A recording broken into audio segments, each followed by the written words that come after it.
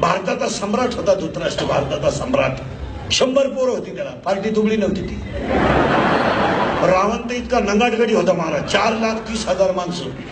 मग कर्जमाफीचे online form भरायला दिवस किती लागले असते रावण. आणि 1.5 लाखाच्या यादी जर रावण आला असता, आखी तिजोरी एकट्याला द्यावा लागली असते.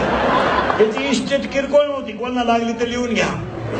80,000 बायका, 1 लाख पोरं, 1.25 लाख नातू आणि 1.25 लाख पंतू, 4,30,000.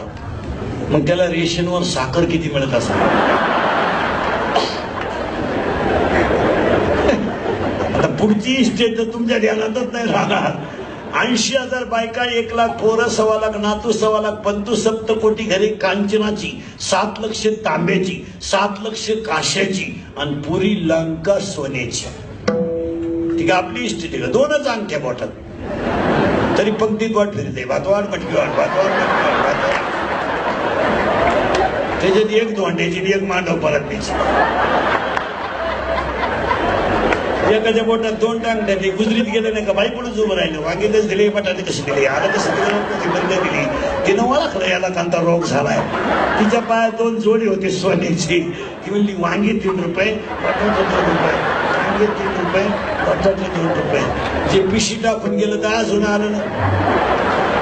आपल्याकडे काय, जमीन विकली, ट्रक घेतली, तिच्यावर लिहिलं पैसा गेला पण नाद केला.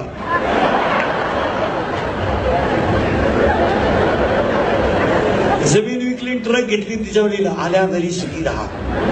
3 ट्रक दुसऱ्याला उधारी विकली, याने तिच्यावर लिहिलं हीच खरी दौलत. आणि ती बँकेनं ओढून मग यानं लिहिलं नादच खुळा. आणि खाली बारीक अक्षरात लिहिलं वंटी वंटी संटी फंटी वंटी. आणि त्याच्या खाली लिहिलं बँक ऑफ महाराष्ट्राच्या सौजन्याने. बाकीचा विचार घरी गेलो करत.